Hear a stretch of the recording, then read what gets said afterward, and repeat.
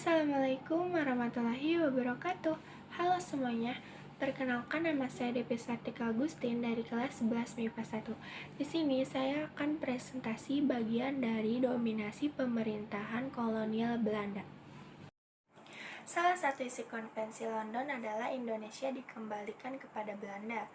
Pada tahun 1816, Kepulauan Nusantara kembali dikuasai oleh Belanda. Sejak itulah pemerintah kolonial Belanda dimulai. Yang pertama ada pemerintah komisaris jenderal, yaitu berakhirnya kekuasaan Inggris di Indonesia. Indonesia kembali dikuasai oleh pemerintah Hindia Belanda pada mulanya. Ini merupakan pemerintahan kolektif yang terdiri dari 3 orang, yaitu Plot, Boykes, dan Van der Kavelen yang berpangkat sebagai komisaris jenderal. Pemerintahan kolektif tersebut bertugas menormalisasikan keadaan lama, yaitu bahasa Inggris, dan keadaan baru, yaitu bahasa Belanda.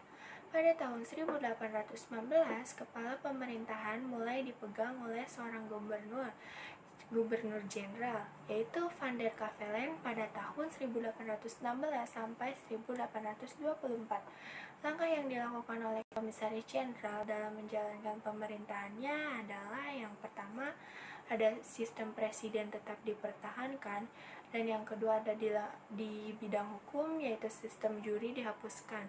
Yang ketiga ada kedudukan para bupati sebagai penguasa feodal tetap dipertahankan, dan yang keempat ada desa sebagai satu kesatuan unit tetap dipertahankan, serta penguasanya dimanfaatkan untuk pelaksanaan pemungutan pajak dan hasil bumi. Dan yang terakhir ada dalam bidang ekonomi, yaitu memberikan kesempatan kepada penguasa-penguasa asing untuk menanamkan modalnya di Indonesia. Pada tahun 1816 sampai 1830 di negara Belanda terjadi pertentangan dalam tubuh parlemen antara kaum liberal dan kaum konservatif. Yang dipertentangkan dalam hal tersebut adalah masalah penguasaan tanah jajahan yang dapat memberikan jalan tengah, yaitu pemerintah tetap berusaha menangani kekuasaan tanah jajahan bagi keuntungan negeri induk dan mencari jalan dengan melaksanakan dasar-dasar kebebasan. Namun hal tersebut kurang memberikan keuntungan bagi negara induk. Kemudian oleh Van de Bos mengusulkan pelaksanaan kulturstelsel, yaitu sistem tanam paksa.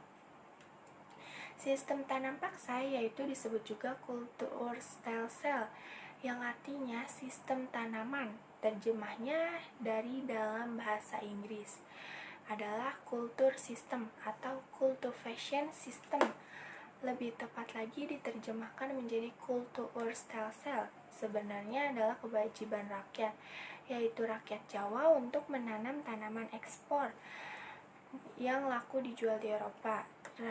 Rakyat pribumi mengartikan kulturstelsel dengan sebutan tanam paksa karena dalam pelaksanaannya proyek penanaman dilakukan dengan cara paksa dan bagi yang melanggar dihukum fisik. Penanaman tanam tersebut menjadikan Indonesia sebagai produsen tanaman ekspor. Sebab dilaksanakan tanam paksa di Indonesia adalah pemerintah Belanda dililit utang di luar negeri sehingga perlu biaya yang sangat besar untuk membayarnya. Pemerintah Belanda juga banyak mengeluarkan biaya untuk perang melawan Diponegoro, perang Padri, dan perang di berbagai daerah. Pemasukan uang dari penanaman kopi tidak banyak. Terjadinya perang kemerdekaan Belgia yang diakhiri dengan pemisahan bagian dari Belanda pada tahun 1830. Dalam pelaksanaan sistem paksa terjadi juga penyimpangan tersebut disebabkan oleh adanya peraturan kultur Vrokenten, presentasi dari hasil tanaman yang dapat dikumpulkan dan diserahkan. Hal ini mengakibatkan para pamong praja pelaku penyelenggaraan tanam paksa selalu menindas rakyat untuk menjaga kultur Kempten. Besarnya upah bergantung dari presentasi hasil tanaman yang dapat dikumpulkan dan diserahkan. Semakin banyak juga hasil yang dikumpulkan dan diserahkan, semakin banyak pula presentase yang mereka dapatkan. Akibatnya, mereka menghalalkan segala cara untuk mendapatkan presentasi yang sangat besar. Cara kotor inilah yang menjadi penyebab penyimpangan pelaksanaan tanam paksa di Indonesia. Adapun penyimpangan yang terjadi dalam pelaksanaan tanam paksa itu, yaitu ada rakyat yang tidak memiliki tanah, harus bekerja melebihi batas waktu, ditentukan catatan untuk tanaman berkualitas ekspor melebihi 1/5 dari tanah garapan. Setiap kelebihan hasil panen tidak dikembalikan lagi kepada petani. Kegagalan panen juga wajib tetap menjadi tanggung jawab rakyat. Pelaksanaan sistem tanam paksa memberikan dampak bagi rakyat Indonesia, baik dampak positif maupun dampak negatif.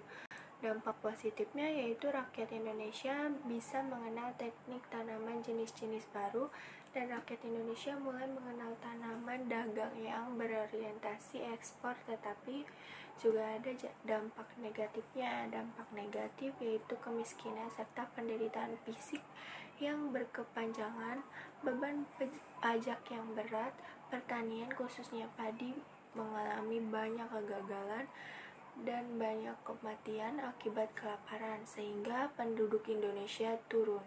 Itu tadi presentasi dari saya. Mohon maaf bila banyak kekurangan dan ada kesalahan dalam kata.